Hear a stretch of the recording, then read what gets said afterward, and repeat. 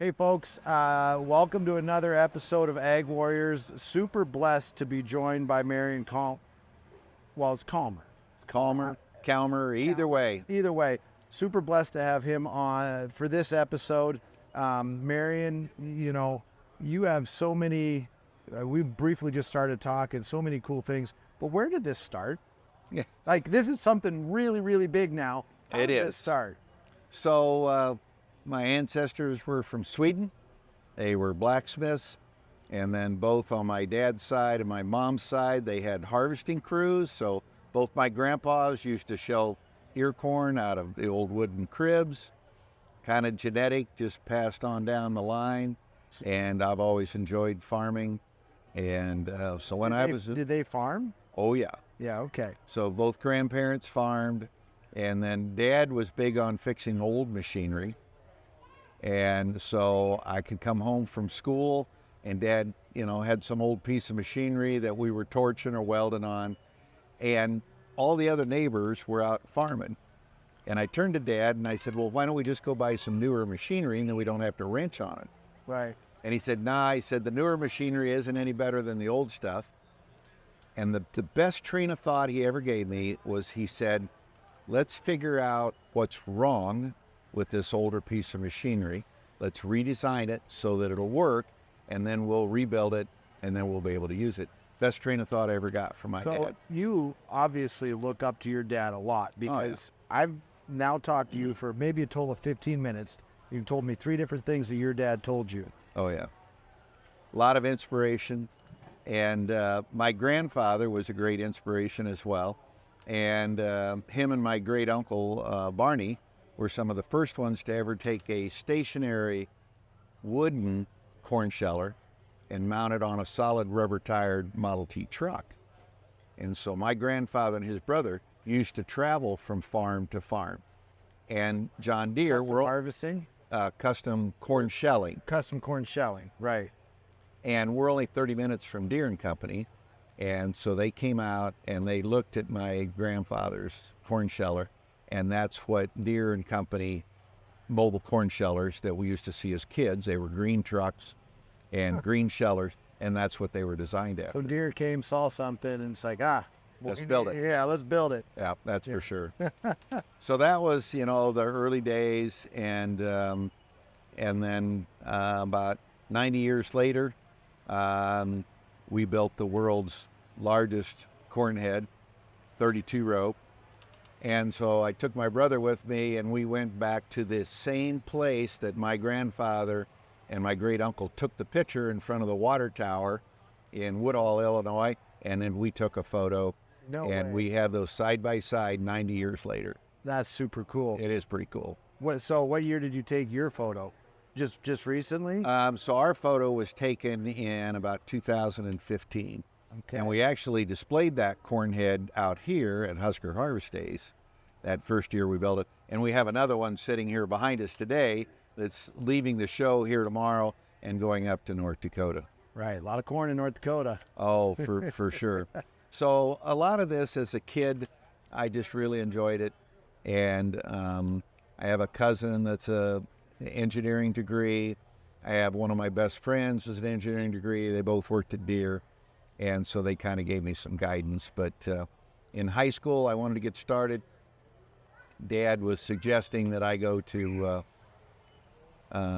into electronics and computers. And I said, no. Stay away from this equipment. Stay away, man. And farming. But he said that there wasn't a lot of money in farming. But I said, everybody's going to need to eat. Right. I'll always have a job. And he said, nah, there's not much money in it. I said, I don't care. I want to start farming. And he said, go see your grandma, go to the bank. So I went up, told grandma I wanted to get started. She borrowed me $500. A local bank borrowed $500, and I went and bought 10 pigs, and that's how I got started farming. What year was that? That was 1975. Wow. And so Dad helped a little bit with feed and the barn and, the pasture and things like that. And so a year later, I had made enough money. I was able to pay grandma back and pay the bank back. Well, then I wanted a bigger sized hog operation. Well, then we just started borrowing more money, and we all know how those stories go. So this all started as a hog operation? Yeah. 10 gilts. Ooh. Started on my own. Wow. And then I rented my first 80 acres when I was 19. And so I had a few acres of hog pasture, 40 acres of corn, and just kept kind of growing. But I really struggled financially. What was those first years like? Oh, that's the a lot of hours trying to buy a little farm machinery, rent a little more ground from the neighbors, and kind of get started. And the financial part was the toughest part of it. But I kept hanging in there, and I liked fixing older machinery. But then another one of those key moments came in the early 80s. My fertilizer dealer took me with on a field trip in the summer, and I got to meet the man by the name of Herman Warsaw, who set the world record not irrigated corn yield back in the 80s at 372. Wow. And your memory's incredible too. And so then I came home, started doing independent on-farm research. Okay. And everybody said, oh, you'll never make it because you got to have funding to do research. And I said, nope, I'm going to do it on my own farm. Bought my first farm in the middle 80s. Tough time to buy a farm. Well, the crash had taken place. There was one more year where the price of farm ground got a little cheaper. And I think I paid $1,900. It was a flat black 80. And I couldn't hardly pay for it at all. So through the independent on-farm research, then I started showing up on the cover of magazines. People were writing stories about what I was learning at my farm, whether it's fertilizer rates, hybrids. What was the first thing that you researched on your farm? Do you remember? Nitrogen. Nitrogen? Nitrogen, yep. We had different rates that we had put on, and then we would weigh it and haul it up to the fertilizer plant and weigh the corn and then take it to the elevator. How did you document it?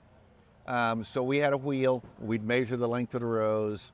At a grain tester, we'd measure the moisture and all that. So that the early days of on-farm research in 1985 were pretty tough. So I'm coming up, can't hardly believe it, I'm coming up on my 40th year of independent on-farm research. So you're still doing this today? According to what I've heard, we run the largest independent ag research center in the country. How many acres? So we're well over 1,000 acres, and we've got about half of that devoted to research plots. And we study everything: row spacings, genetics, tillage, nitrogen rates, planter attachments. A lot of those kind of things. What's the number?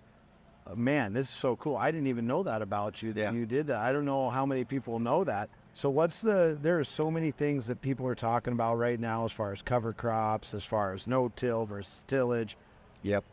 Where are you at? This is super cool, Marion. Yeah, so through this last almost 40 years, I switched over to no-till. Yeah. Then I started doing strip till. And then I came up with the idea of 15-inch corn. We'll come back to that. Yeah, that's a big thing, yeah. So then I went away from strip till to no-tilling, 15-inch rows. And now the latest thing, and is the buzz, and people are watching my YouTube videos, and I work with Dave Hula and Randy Dowdy. Yeah. The biggest thing now is called stratification. Okay. And so the way that I found out was I took this soil probe, and I would take the core, and then I would take my buck knife and I would cut it into 1-inch increments, and then I put it 0 to 1, 1 to 2, 2 to 3, 3 to 4, so on and so forth, and then I sent it off to the lab. Oh, the word stratification doesn't even come anywhere close to describing how bad it was. So after 30 years of surface applying PMK at my farm, all the fertilizers in the top inch, and over 30 years of no-tilling, I've sucked all the fertilizer out of the root zone. And so I'm starting to see some tremendous yield advantages by either mechanically placing the fertilizer in the root zone, or taking a moldboard plow and flipping it upside down. How deep are you going? 8 inches. Wow. Now, so we just bought a Soil Warrior. Okay. It's a 12-row 30. It's got 3 tanks. So we got phosphorus, potassium, and then Pell lime in that 3rd tank. And you're putting that in the ground, about 8 inches deep, and then we can vary the rates. And then so we're going to be strip tilling for 30-inch corn for next year, and we're also going to strip till for 30-inch beans. Wow. But I'm by far the world's biggest promoter of narrow row crops, whether it's corn or soybeans. Well, let's get to that, because that's something that you really were one of the pioneers of 15-inch corn. For sure. Yeah. So I saw that yield advantage back in 1993, 1994. We had been looking at 30s versus 36s. And then I talked at a meeting in the winter in Huron County in Michigan. It's in the thumb of Michigan. Yep. Innovative Farmers, Huron County. And a farmer asked me, he said, well, what happens if you go below 30-inch? Because there's a lot of 22-inch sugar beet. Yep. So I had to go home and research it. And sure enough, the yields just keep getting higher as you go to narrow rows because you're spreading the plants out. So you're also cutting your seed population down too, right? In the row. So the Yeah. competition in the row decreases, but the population per acre still stays the same. Right. So just an example, if you're in 30-inch rows at 28,000, and we're out here in Nebraska, got some dry land, 28,000, we've got a kernel every 7.5 inches. Okay. So if you take the same population, 28,000, and you put it in 15-inch rows, the seed spacing is now 15 inches by 15 inches by 15 inches by 15 inches. So it's like a square box. less fighting for nutrients, better emergence. Less fighting for water Yep. and less fighting for the sunlight, because the corn plant's a solar collector. So is that a huge deal for dry land where it's hard to get water? From the research that we've done and the data that I get back all the way from Texas, out here into Nebraska, is that the more challenging the growing season is, and the drier the weather or the lighter the soil types, the bigger the response to the narrow rows. So one of the things that kind of has swept across Canada in the last 5 or 6 years, guys have always planted their beans with drills and their canola with drills. And some farmers up close to us came out with a disc so guys could use a planter to Right. plant canola. And so now guys, then they're using planter for beans. So they're doing all their like 17, most common ones like a 1790, 1631 split row. Yep. And they're doing all their canola on 15-inch spacing for that same reason. Yep. And all their beans, but they're all running another planter on 30-inch corn. Wouldn't it make sense for those, like, does going to a 15-inch spacing in corn matter on the length of the growing season? Because we're doing a shorter variety of corn. Sure. Yeah. Now, as we move up into, like Wisconsin's just to the north of us up Yep. there, a lot of cows and silage. Yep. And the tonnage, there's about a 10% jump in tonnage Going to 15-inch going to corn. 15 at the same population. Yeah. And there's about a 5% jump in the grain yield. Interesting. And so we see a lot of people, the silage people. Do you have like that. guys and I'm sure you do, but do you have guys that call you from kind of all around the country and say, hey, Oh, yeah. yeah, I'm assuming you were telling me earlier, when you're here, it's just Yeah. constant with guys coming up and being. Yeah. I bet I've had today, while we're here at the show, had 10 phone calls and 20 text messages just on setting the combine Right. alone. But you mentioned the different regions of the Corn Belt. Yeah. And like I said, this corn head behind us is one of the world's largest corn heads. Got 32 rows on it, and it's going to North Dakota. And they did is it on 15-inch spacing then? Yeah, so this is going to be 15-inch rows. And again, he's just simply realizes that the faster I can shade the center of the row, then the sunlight's not going to dry it out. And they're in drier soil types up there, drier climates. Yep. And then those roots aren't all trying to suck moisture out of the same area. That's incredible. Yeah. So we've talked about this corn head a couple times. You didn't start, when you started this wasn't to create the corn head. Oh. No, you were just trying to make it. Right. Where did the corn head come from? Like, So I did the research, and then I was growing seed corn for Pioneer hybrids. And I thought, well, if I go 30-inch seed corn, yeah, and then I get a 15-inch planter, see, I can plant the 30s, then I can go 15-inch beans, and then I'll go 15-inch corn. But there wasn't a corn head that could pick it. And so that winter, we played around in the shop. We had a rusty old 4-row corn head sitting in the fence, and I drug it out of the snow, brought it into the shed, put it on the old combine, and we started torching around or whatever. doing what your dad did back in the day. Yeah. And so we developed a 15-inch corn head that only has one gathering chain on it. And Why is that important? because in 15-inch rows, there's not enough physical space in the row unit to get 2 gathering chains down in there. Okay. So we went to 1 gathering chain, and then we had an enhanced paddle on it. And my cousin was an engineer at Deere & Company, and I'd asked him about a 15-inch planter, and I said, I'm going to plant corn. And he goes, well, how are you going to harvest it? And I said, well, I got a little 3-row prototype here in the shed, and we picked the some food plots. And I said, we think it's going to work. And he goes, I want to see it. And he came out, walked into my shed, and he was there for 2 minutes. And when we were kids, we used to play together in the sand pile. He had green toys, I had red toys. And he was there for a couple minutes, and he just turned to me and he said, this is patentable. He said, you need to shut your mouth and get to a patent attorney. And so I did, and he recommended a patent attorney that was retired from Deere & Company. Okay. And so this patent attorney also had run the intellectual property department at Deere & Company. So he knew what he was doing.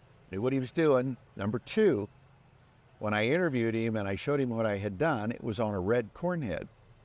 And he goes, yep, it's patentable. And I said, how do you know? He said, I'm the guy on behalf of Deere & Company. I sued International Harvester for patent infringement on the exact corn head that you just modified. He said, I know everything there is to know about that. I'm like, man, I hit the jackpot. Yeah, so that's one of the things that it seems to have come up a lot in a lot of these different people I've talked to is, fortunate things kind of happened along the way. I'm so lucky. I mean, hit the jackpot for parents. Yeah. And I've got 3 older brothers. I'm the youngest of the 4 boys. But I feel sorry for my older brothers because they didn't inherit the intelligence, the good looks, and the humility that I have. Right, See? yeah, So right. I kind of felt sorry for the older brother. Poor guy. But they, we're a family company. My daughter's here. I know. My brothers are here. My sister-in-laws are here.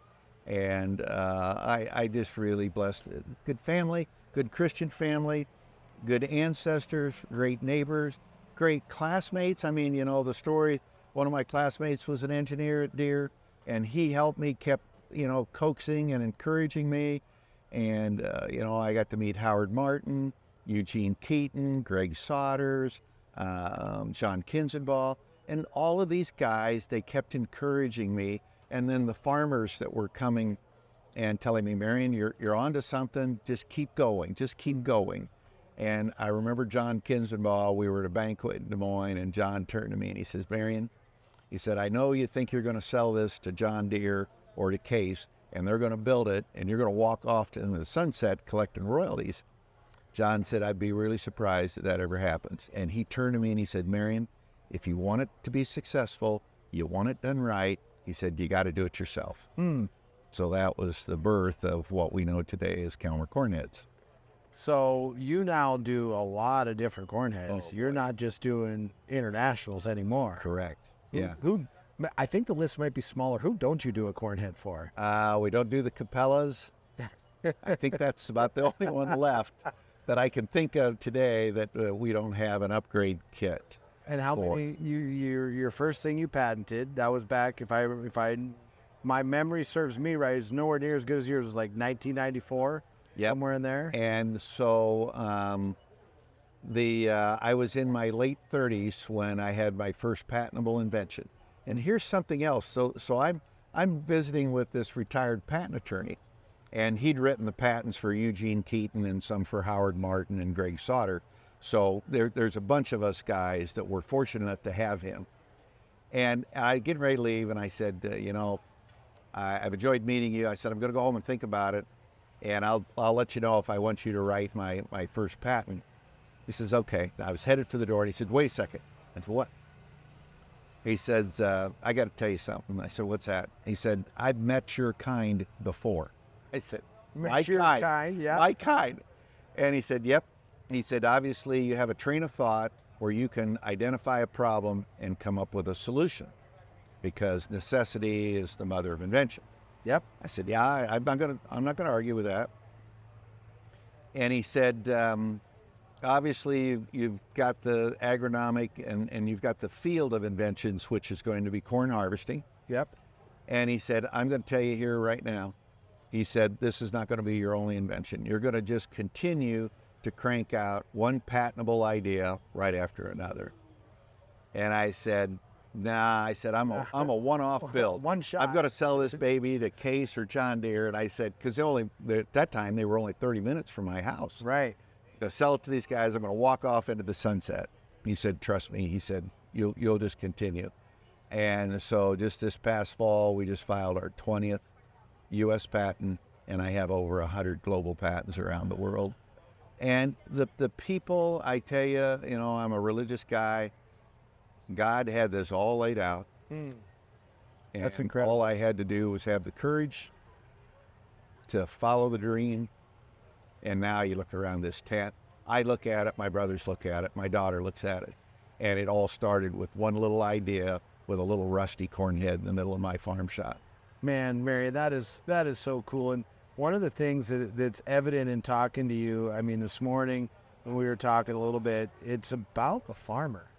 It is. You told me, and you know, and not that you don't sell to dealers and stuff like that. Right. You'll sell to them. Right. You want to talk to the farmer. It's interesting from when I was a kid to where we are today with machinery dealers and the mother companies and those kind of things. And I'm saddened as they become bigger corporations, they're more focused in other areas other than the people that made them famous or made them their companies as large as they are. But I remember reading the stories about Mr. John Deere, and he struggled financially when he started and then left Pennsylvania and then came to up by Dixon, and then eventually came to the Quad Cities so that he could get the steel in down the Mississippi River. Wow. But one of the things that Mr. John Deere was, and I'm the same way, I'm focused on listening to the customers. So I'm here because if somebody's interested in buying something, we want to get them a price and an estimate. But I'm also here, I want to listen to my past customers. Are they having any trouble? Or what can I do to help them set their combine? Or what can I help them agronomically with stratification and those kind of things? And, not that my buddies, Hula and Dowdy, they're growing 500-600 bushel corn. It's not that we have to get there, but what's some of the low-hanging fruit? What are some of the easy things that I can do to make my operation more profitable? Right. But at the same time, be environmentally friendly. And we're becoming less and less every year. Yep. Therefore, we have to be more and more respectful of the environment, and we have to farm in harmony or some kind of a compromise. Something a lot of people don't think about. They just don't think about that at all. And so we're less than 1% of the population feeding 150 people around the world. We're very productive people here in the U.S. And also the personality, the friendliness from farmer to farmer, the honesty. I'm just so honored to get to be in the ag sector. I didn't grow up on a farm. I've been pretty upfront with people about that. When I started my company, I didn't start it to be on a farm. I happened to represent a farmer-invented product, and we've grown into all we do is represent farmer-invented products. Yeah, we've dropped every other industry. We want to be in agriculture because of that. What you just said is people care about people. And people, I grew up in a lot of cities. I didn't know where my food came from, and I didn't know how much farmers cared about the animals. Like you eat a steak. Well-being. Yeah, the well-being of their animals, the well-being of the earth. I mean, so I think it's super eye-opening to sit here and just listen to you talk about it. And I hope that people can hear the passion and just dripping off of you. Yeah. why didn't you sell? Did Deere and Case ever approach you? Like, why didn't you sell? Why, like, what made you say, no, I'm not selling. I'm doing this myself? Well, I was really frustrated, when I first signed on with Case. The cornhead guys really were struggling, and I was really surprised. And I had built a cornhead that worked, and they were just trying to replicate it and struggling. So, but the marketing people at Case, they loved and adored me, and they knew that I had the new Christmas toy that everybody would want. And the marketing people were promoting the daylights out of it. Ultimately, I decided to sue them, and I left, and I took my invention with me. Yeah. Wow. And I left. So then I knew the John Deere people, they were trying to sign me at the same time Case did. So I called the John Deere boys. He said, oh yeah, he said, we're still interested. So when I got to John Deere, it was the other way around. The cornhead guys were really sharp, and I was able to work with them, and we learned a whole lot of things together. And I went with them to Uvalde, Texas. We'd pick corn, helped them design their new 600 series cornhead. But the marketing people are just like, it'll never work. And that's kind of like, it reminds me of the story about the Wright brothers, how their neighbors would come into their machine or their hay barn, and it said, look at our flying machine. And the neighbor said, oh, it'll never fly, it'll never fly, it'll never fly. And then when it finally flew, then the neighbors came back in and said, well, of course it'll fly if you build it like that. And so, I'm not the first one that didn't stay with Deere or Case. Right. But I learned a lot from the Case people. I learned a lot about marketing. From the John Deere people, I learned a lot about business. And I learned an awful lot about changing the design. And so we always when we change a design, we try to get 2 good things to happen and maybe only 1 bad thing to happen. Okay. And so I was the one that was responsible for showing Deere that the speed ratio in their old 90 series cornhead, the gathering chain ran too fast. And so I invented this little 6-2 sprocket that would slow down their gathering chain. And they came out and they rode the combine. So I had 4 rows of that and 4 rows of theirs. And we weren't even halfway down the field. And their lead engineer turned to me, he's farm boy, turned to me and he said, gosh, he said, I could see it right here from the cab. And I said, I'd agree with you. Yeah. So they went home, changed the speed ratio, and he said, well, we've made enough improvement in our 600 series cornhead. He said, we don't think we're going to need the rest of your inventions. And I was just, I thought that was going to be the end of us. How many times throughout this whole thing did you think that's going to be the end of us? About 4 times. 4 times. The last one was probably the worst one. We had been building cornheads in my farm shop, and we had bought an old machinery dealership about 7 miles away. And we'd been down there, and it was the second year. We're coming into Christmas. We've sold everything that we could. We've cashed everybody's check, and I still owed $250,000 in bills. And it didn't have any money to make payments. We were 90 days behind. People are calling, and I'm sitting at my desk. And I didn't think we were going to make it. And I said a little prayer, and we had a seminar, and I said, God, this is not how this story's supposed to end. I'm supposed to be successful. And we had a little seminar, and after the meeting was over, a farmer came up to me and he said, I saw you at the Mud Fest at Amana, Iowa for the Farm Progress Show. And he said, I believe in what you're doing. And he said, I want to buy 2 cornheads from you. I said, that's great. I said, do we get you an estimate? He goes, yep, I got the prices. That all looks good. I said, great. I said, you let us know when you're ready to pull the trigger. He said, I got another favor to ask. And I said, what? He said, I had a really good year. We had a good crop in Iowa. And he said, I've got an income tax problem. And he said, it's coming up to the end of the year. And he said, can I write you a check? Wow. And that was, wow, I'll never forget that as long as I live. Remember watching him write the check. I remember watching him tear it out of his checkbook. So he grabbed his coat. He said, I'll pay the balance next summer when I pick them up. I said, we're going to go right to work on them. He got out in the parking lot, so he pulled out to the highway. He's getting ready to turn right to go back to Iowa. I showed that check to my gal that was doing accounts payable, accounts receivable. She grabbed that check, She was in the car right behind him, turning left to go to the bank. It's a true story. I believe that. And that was powerful. Oh boy, I tell you. And so, like I said, I've been blessed. A lot of people, the right time, the right place. That all I have to do is just be the one to continue to move it on. So, I'm blessed. I've got a daughter. She's always loved this company, and ever since she was a little girl, she sat there. She said, "Daddy, when I get older, I'm going to run the company." And so she went to University of Illinois, Ag Business Management, handles our human resource. She now does our trade shows. Wow. And so in January, I'm going to become a grandpa. And so it will continue on. That's so cool. And she's clearly done something right, because I remember the first year I did Louisville was 2013. And in 2014, we moved over to an area, and you guys were over by us. And you guys didn't have a big booth at that time. I think you had like maybe 4 displays. And I was like, all right. Because I'd heard about you guys. Yeah. And then, I was not leaving. You guys kept getting bigger. We kept getting bigger. I was like, I'm not leaving this area. And we had to get a bigger booth, so we did leave the area. But you're right around the corner still. And I've asked them down there, like, if that booth across from Chalmers ever opens up in that South Lake, I want it.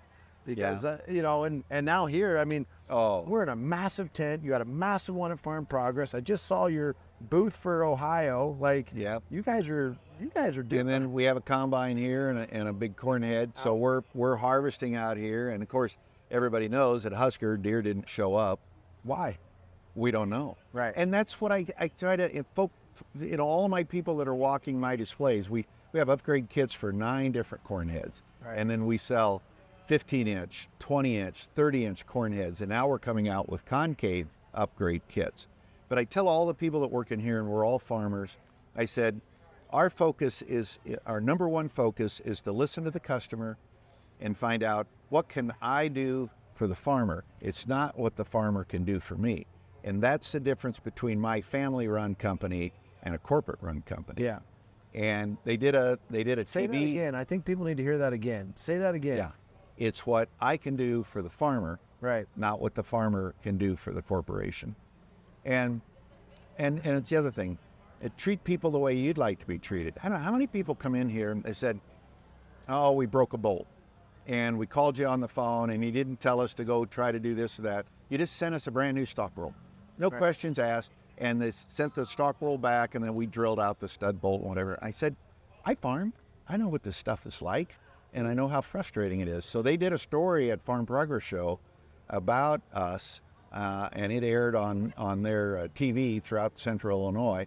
And it was about the fact that we were the largest family-run, family-owned company at the show. And there were 7 Calmers in the tent at that show. 7 of us in that tent. And that was just the one couple weeks ago? That was just 2 weeks ago, Central Illinois. So I walked through your tent. Nobody was there yet. I was there really early one day. Yep. I just wanted to, I mean, I see you at all the shows. I know all your people, so I wanted to just see it. I was blown away by how much stuff you had. I mean, you got a combine in here. Oh, yeah. We got down at Farm Progress Show. We had 3 combines in the tent.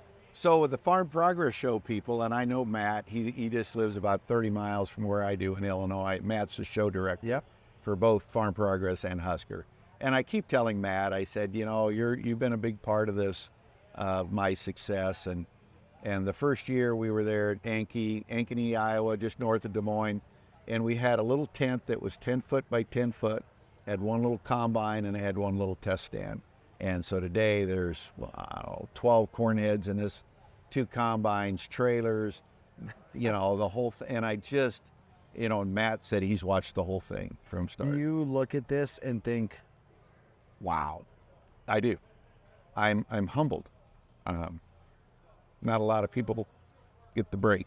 Yeah. And, some people say I'm 1 in a million or 1 in 10 million. I don't doubt it. It's so difficult. You have to have so much passion, and you have to make smart decisions. You don't get a chance from being an inventor to being a successful large manufacturer in the United States here. You don't get a lot of chances to make mistakes, because that's normally the end of it. Yep. And I look at it now, I'm blessed with great employees, and I take good care of them. I treat them as the way I'd like to be treated.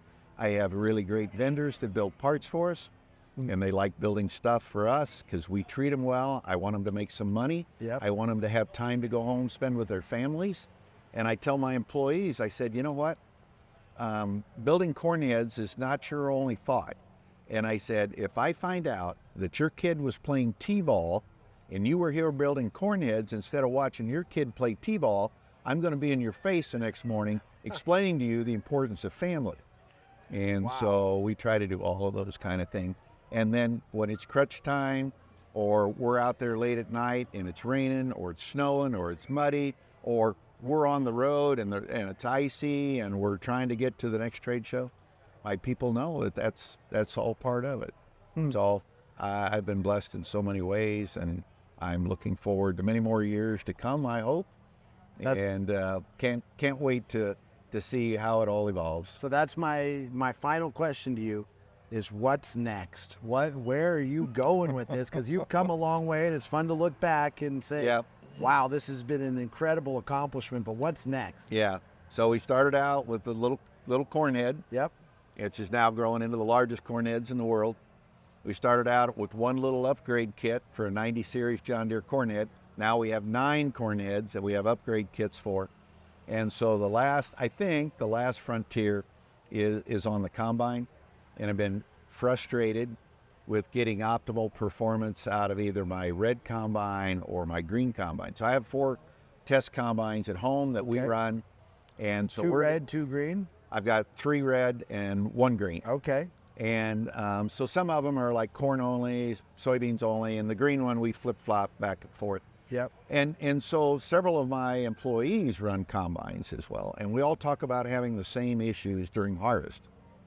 And so we've been working on this upgrade kit for combines for 4 years, and we spent 3 years just we were finding out what didn't work, not what would work. Right. And sure enough, last fall we finally stumbled onto the solution. And so now we're coming out with these upgrade kits for combines. They'll be available for 2024. You say that's the last thing? You know, I've said that before, but I think that's probably going to be some of the last things that I invent. I'm going to be with that patent attorney. I think you got more. It doesn't. I don't think it ends. I'm sure that's not how it ends. It's just one day you're like, I'm done. Yeah, I think, you know, I walk into my our corporate building, our company family building there, and I look. One of the walls has all of the patents, and it's just covered. And I look at it, and I look back over the whole road trip that I've taken. Yeah. And I tell everybody it's like I'm driving a school bus, and I'm determining the path. I determine how fast we go, Right. whether we turn left, turn right, or go straight. I determine the people that get on my bus. The seat they're sitting on. I determine where they sit. Some days we move them to a different seat, or they get to move closer to the front. Of course, some days we have to ask people to leave the bus. Yep. And hiring, I kind of sound like the past CEO of GE, but hiring good people is not a problem. It's having the ability to identify the ones that are holding you back and the ones that would be better served if they were working somewhere else. Yep. It's a tough thing to do, but it makes a difference between an average company and a great company. Right. And I'm blessed with a lot of good farm people, and we have people coming in our front office wanting to come to work for us all the time, and we're in a small ag community, and we're only 30 minutes from Deere & Company's world headquarters, so they have opportunities to go elsewhere. I think that this is going to be one of my favorite episodes, and we've only done like 10 or 12. Not just because I got to hear your story, but there's some pieces of advice there that I think I can take, for my company and for what we're doing. And Yep. I'm blessed that you said yes to doing this with me. I appreciate it. Thank you so much. Thank you. Thanks for taking the time to come interview me, and I hope the story, people find it an inspiration. Me too. I think they will. All right. Thank you very much. Thank you.